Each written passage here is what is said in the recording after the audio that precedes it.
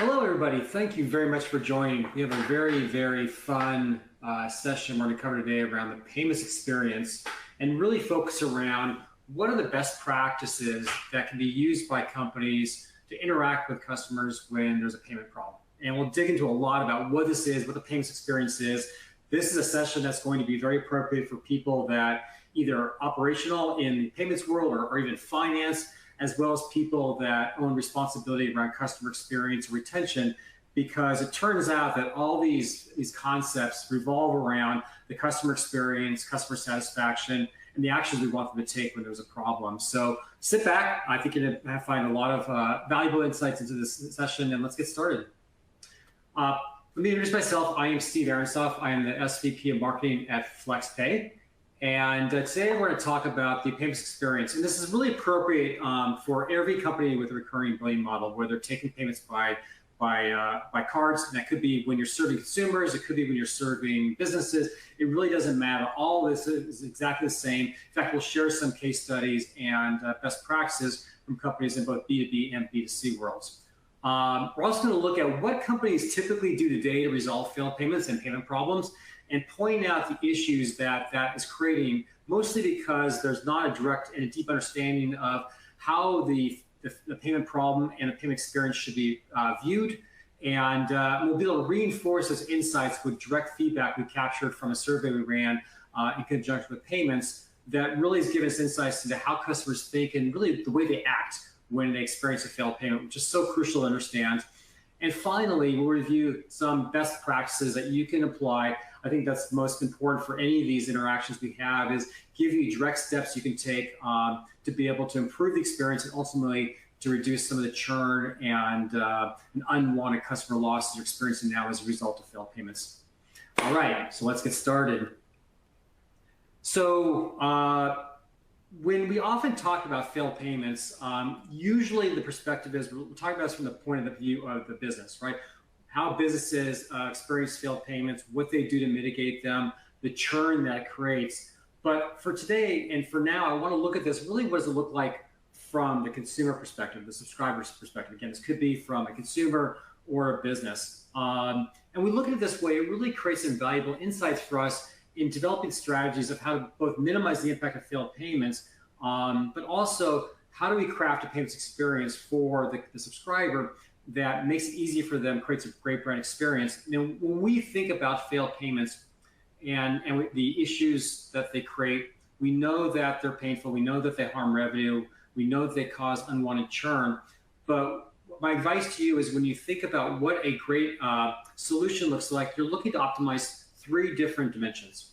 Of course, you want to recover as many failed payments as possible, but what's just as important is to be able to maintain your customer satisfaction through the entire experience of the failed payment process, or the payment recovery process. And lastly, make sure that you're optimizing for the retention of the customers after the failed payment experience. Obviously, customer sat and the retention of those customers are intricately intertwined. And if you look at it that way and don't look at this as a transactional problem, you start to unpack really and understand how important the payments experience is, and we'll talk about that in more detail. So what this data is a source from a survey we ran in 2021 with a payments organization, and it asked consumers where have they experienced a failed payment, what type of services were they using, and you can see that this spans a number of different categories. Overall, over a quarter, 27% of all subscribers said they're personally aware of a failed payment on their membership. And again, that's a key point about personally aware. And I'll get to that in a little bit and know what that actually means. Now, what's important, I think, we look at how this breaks out is that the average is 27%, but the different services have very different rates of failed payments. Consumer services and retail have probably the highest rate that we saw, followed closely by education training. But what I think is really neat to look at is even the services like streaming music, streaming media. This includes companies like Spotify and Netflix, these very large companies that often have unique relationships with payments company, with issuing banks. Often they have preferential treatment on payment approvals. And even still, in those companies, in those business lines, at least 25% of customers have already experienced a failed payment with them. So what this shows is that this problem is endemic and really systemic across all categories and all areas of recurring billing.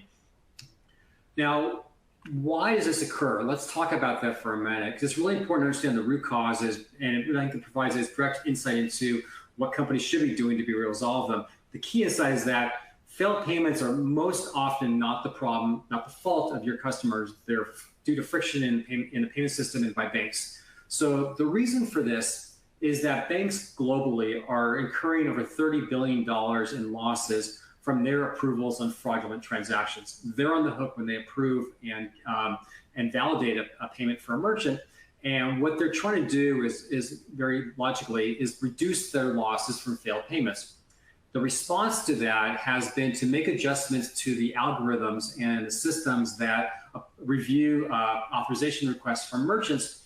And in effect, what they've done is try to shift their risk and their liability over to merchants by biasing their algorithms to look for elements of risk rather than try to identify the fraudulent transactions themselves. What that means in practice is that they're very aggressive in declining payments that are actually legitimate. In fact, the $30 billion in fraud losses that banks incur translate to over $400 billion in lost revenue in declined transactions across the globe every year. And that means that the harm is being pushed onto customers and to merchants. And again, that insight that this problem is systemic in the payments industry, it's due to a very logical reaction by banks, but the harm it causes is quite profound. Now, when we look at this, it becomes even more apparent about why this harms recurring companies or subscription businesses so directly. And the reason is different transaction types are evaluated differently by banks in terms of their level of risk associated with them. Of course, almost all credit card fraud is now moved online. It doesn't occur in stores. The credit cards are chipped, the systems work as intended. And you can see from this chart from Visa's data that the decline rate on in-person transactions when they're face-to-face with a merchant is down around 1%. And it really looks like the system is working as it should. But as soon as we move to e-commerce for single customer-initiated transactions or into the recurring billing model, you can see as the banks evaluate those transaction types differently, that you see a very large spike in the decline rates. And what's neat about the studies, it actually is following the exact same consumers in terms of how they interact across in-person e-commerce purchases and their subscription relationships. And you see same consumer, same risk profile as people, but because of the transaction types, the banks are declining the transactions in very different ways.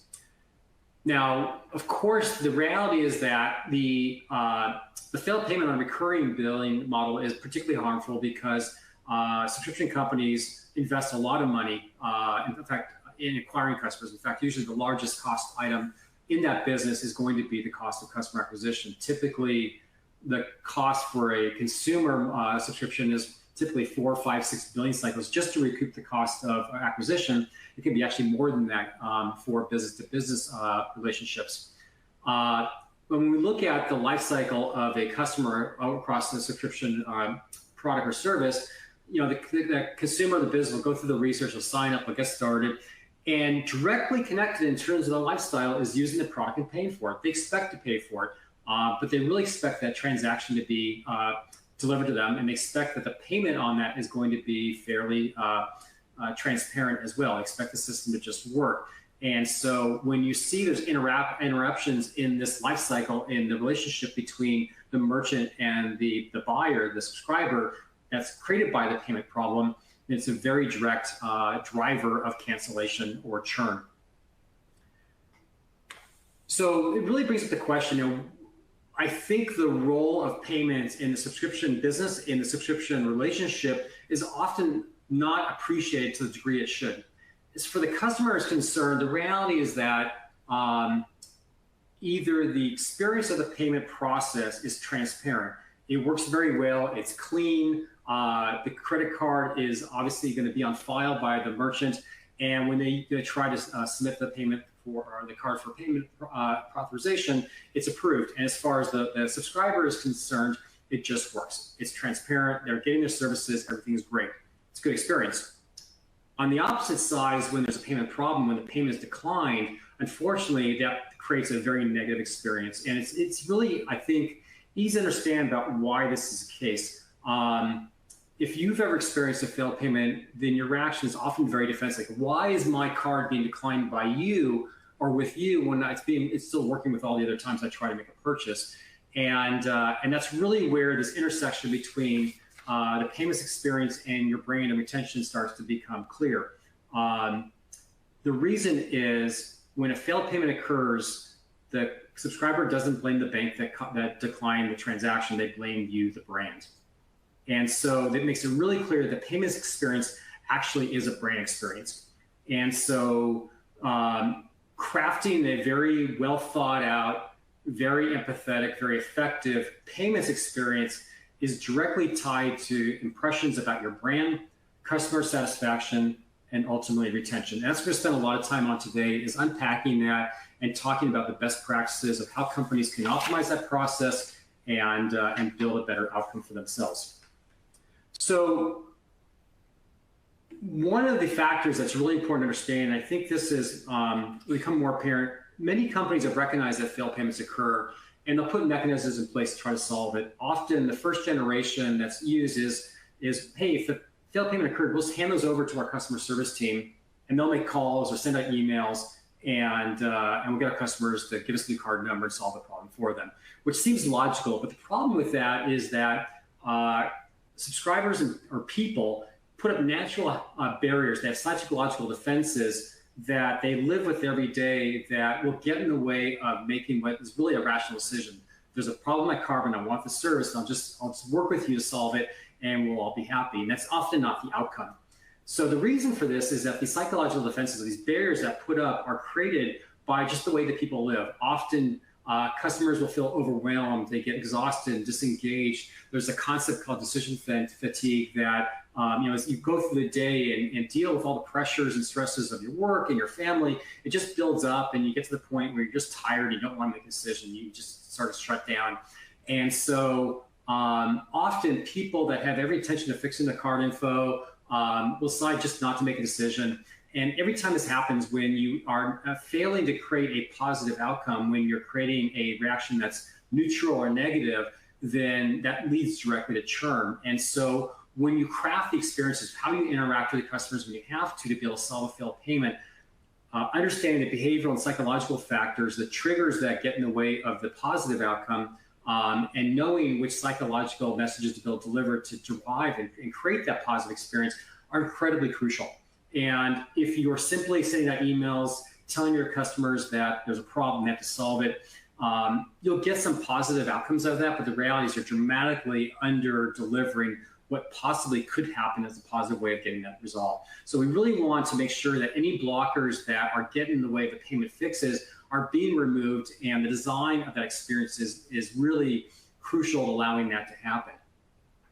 So all these different things that people deal with, they're feeling of being overwhelmed and disengaged and exhausted, all work to create these barriers. And the way that customers react to that is they procrastinate, they avoid making decisions. They may just make an impulsive decision that causes harm to them later. Like, we like to think that people are rational, and if there's something they want and there's a problem, they'll react in a way that is in their best interest. But often it's not the case because of these issues. Another factor is that when people feel ashamed, and again, this brand reaction, this negative emotional reaction when there's a failed payment, there's almost an implicit accusation to your customer that it's your problem, you need to help us solve it. And what that can do when it's communicated that way is create a feeling of shame within people. Like, you're challenging my creditworthiness, you're challenging the things I care about. And when that's created, it also creates, reduces the likelihood of your customers working with you to help solve the problem. So again, the payments experience design has to be carefully designed to avoid any of these occurring, because all this is leading to additional churn, which is unnecessary. So we talk about these concepts. Now, we do have data that tells us that these theories are actually valid, because we can look at the way customers react to failed payments and to the bad payments experience. So in our study, we asked subscribers directly, how did you feel about the brand after you were aware of the failed payment? And again, this idea of when I'm aware of the failed payment is incredibly important to understand, because if the failed payment can be resolved without the customer ever being aware of it, then all this is avoided. And that's exactly what we want, is to be able to resolve the problem whenever possible by avoiding customer awareness, but still craft a very positive experience when we have to engage with customers. So in the case where a customer is aware of the failed payment, 35% of the subscribers in this study reported a decrease in satisfaction after they became aware of the failed payment. 35%. It's an incredibly large number. So what this inherently telling us is that the experience of a failed payment is directly affecting the consumer's perception of your brand, their satisfaction with your service. When we start to look at these data points, it makes it obvious that that is a subsequent driver of churn beyond just the failed payment itself.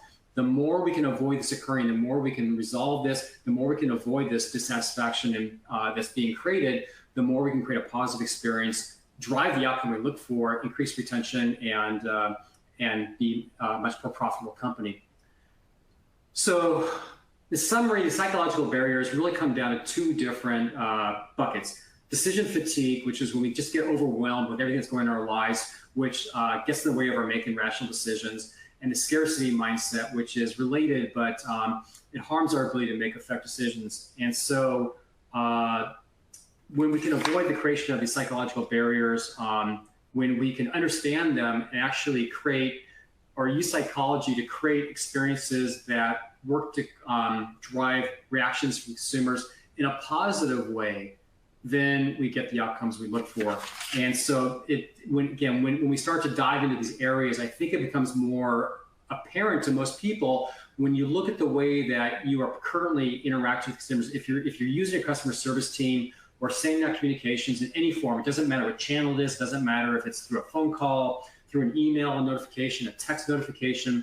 If the way that you're delivering these notifications, engaging your consumers, is not carefully designed and using the science psychology to be able to engage with the customers and avoid these barriers and avoid these triggers, then you're not getting anywhere near the possible results that you could. So the design of the payments experience really is looking to optimize, again, three different factors. One is that, of course, we want to optimize the actual recovery of a failed payment. We know that every failed payment that is not recovered leads directly to churn, but just as importantly, we want to avoid harm to brand and decreases in customer satisfaction. The experience of how we interact with the customer has to be optimizing for customer satisfaction and making it easy for them and positive for them. And the way we measure success is really looking at how long does that customer continue to be a billing customer with you after the experience. So retention, the lifetime value of that customer following the experience is the measurement. We definitely want to optimize that. Secondly, when we interact with customers, when we're asking them to take an action, we have to avoid triggering these psychological barriers to the defense mechanisms that people put up. Because as soon as we do, we're going to carve off a portion of the customers that are simply not going to participate, and we're going to lose them. And then thirdly, and this is really more on the solution side, okay, if I want to avoid these psychological barriers, what does good look like? And that really involves creating a payments experience that is designed to use different emotional themes using psychology that engages the customer, that is delivering desired action while avoiding the negative reactions and the harm that's happened. So that those emotional themes that play with customers in ways that allow them to understand the problem, avoid confrontation, avoid a negative brand experience, and really communicate to them in a way that they understand why it's in their best interest to help solve the problem. So from a best practice perspective, what does this mean like in real life? And so one of the changes I think a lot of companies are starting to recognize now is that in the past, the failed payment was often being recognized, but was recognized in operational teams and finance. There were reports that are available that show you what percentage of your payment requests are being declined. That is a metric they should be tracking, by the way, if you're not. And the companies that have recognized this have typically taken one of two steps. Either they just put in place a program that simply retries the payment request to the payment system over and over again, which is okay. We get some results. It won't be optimal, but you can do that. It's better than nothing. And secondly, the other option, or even in conjunction, is they will hand those customers off to their customer success team and ask them to reach out and help them solve the problem. But you can see in this world that when the problem is recognized or viewed as an operational and a transactional problem, you're missing the boat in terms of this whole idea of the payments experience about how do you craft the experience during the customer engagement process to maintain satisfaction, to maintain retention, and get the best outcomes. And so we really want to change the understanding, upgrade the understanding that the failed payments problem and the solution, creating a very dynamic, effective, positive payments experience, is really the creation of a critical customer experience moment. And the people responsible for developing the CX strategies and programs, the team members responsible for retention, have to be involved in this. Because then there's the ability to be able to bring that point of view and that focus in to think more holistically about when there is a problem, how do we define the solution to be able to get there. So our recommendations on what the best-in-class payments strategy, factoring in customer experience and satisfaction retention, is number one, when the failed payment occurs. Remember, in the prior slide, we showed what the harm to customer sat that is caused directly by just the fact that customers are aware of failed payment is avoiding that. Try to solve the payment directly with the payment system.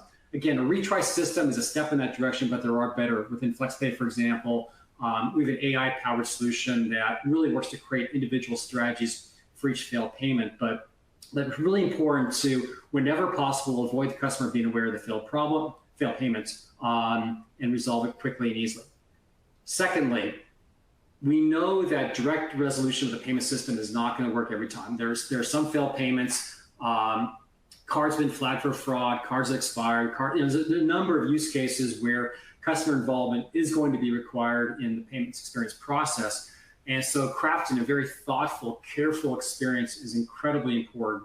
You want to avoid activating these natural barriers that people put up that create resistance to working with you. And you have to recognize that every single person is going to be different. If you're using a outreach program as using one simple message, the most common messages that customer service teams will send out is, hey, your credit card was declined, it failed, please give us a new card and we'll get you going again, make sure there's no interruption to your service or your product delivery, which is great. That really is what we call an education thing, right? We're telling the subscriber there is a problem and asking for their help to solve it. And that will work with some people, but it's not going to work with every single subscriber. And so being able to understand and implement different emotional themes to find the one that works for each individual customer is incredibly important. We want to be able to find a trigger that for each subscriber delivers the desired outcome that we're looking for. And then lastly, again, and this is the way that every program should be measured and evaluated, which is not just the recovery rate of the failed payments, but analyzing and measuring how strongly is customer satisfaction being maintained or perhaps even enhanced throughout the experience. And lastly, how long are those customers? What is retention of those customers following the recovery period, so that you can really make sure that the natural life cycle of that customer is as long as possible and the LTV and the profits being delivered to the business are as high as possible. So I've shared a lot with you, and what I want to do is share a real life case study. Alder Home Security is one of our customers, and they are working with us on both our AI-powered invisible recovery, which works directly with the payment system. They're also working with us with our Engage Recovery, which is a solution powered by behavioral science to be able to design and deliver themed engagements, again, trying to find the psychological trigger that will drive the positive reaction that we're looking for from each of the customers. And Alder is a very typical subscription company. They're in the home security business. In their case, they have upfront costs to be able to launch a customer, not just in acquiring them, but also delivery of equipment. So retention of them is incredibly important. And so what they saw before FlexPay, this is before any of our solutions, was that their rebuild success rate, the way they view their metric of retention, was about 50-ish% on a monthly basis after after a failed payment occurred. When they launched IR and our Engage Recovery solution, that monthly rebuild success rate went up to 80%. So 30-point improvement in customer retention following the failed payment. And because the dollars from recovered customers are so profitable, right? In the case of Alder, it's obvious. When we recover a customer for them and they continue to build month after month, that revenue is being earned without having to pay for new customer acquisition. There's no heavy upfront investment in equipment costs that have to drag down profitability. It's all pushing very, very close directly to the bottom line. So Alder's financial situation has been dramatically improved as a result of working with us, and that's often the kind of success and delivery that we provide to most of our customers. So let me stop here and open to any questions. I'd love to hear a thought about, do you have any questions about the payments experience? Let's see, Amy asks, does your team help to set the messaging to ensure a good UX? That's a great question, Amy. Absolutely. We have the expertise in behavioral science. The experience that our engagement recovery solution delivers is designed by us. And so we provide all the heavy lifting. We design those. They're all branded. So it looks like it's being delivered by your company. All the work to create the right language, to personalize it for your company is done by our team. The only need we have is to work with your compliance team to make sure the language that's being used is approved. And that's it. It's easy. We take all that off your back. And I have another question. Jason asks, how long did it take for the Alder project to take off? Great question. So the results I shared for Alder, the difference in retention following the failed payment was measured about 4 months. So after they launched both Invisible Recovery and Engaged Recovery, we gave enough time to be able to measure the duration of customers that are being retained. There was a little bit of time for optimization of our algorithms, and it was that quick. So I think that's one of the unsung benefits, particularly if you are somebody in a company that is responsible for CX or customer retention, is that the effects that this can deliver for retention, for reduction in churn, are very, very quick. So for example, if you have a goal during the year to reduce your retention, your churn by X percentage points or increase retention by number of points, probably deploying a best-in-class payments experience like one that FlexPay is able to deliver will allow you to meet your annual goal probably within a couple of months. It's that easy. There's a little bit of integration work within our system to get our system connected to your CRM and to get through the creation of the Engaged Recovery language and programs. And that's it. You're off and running.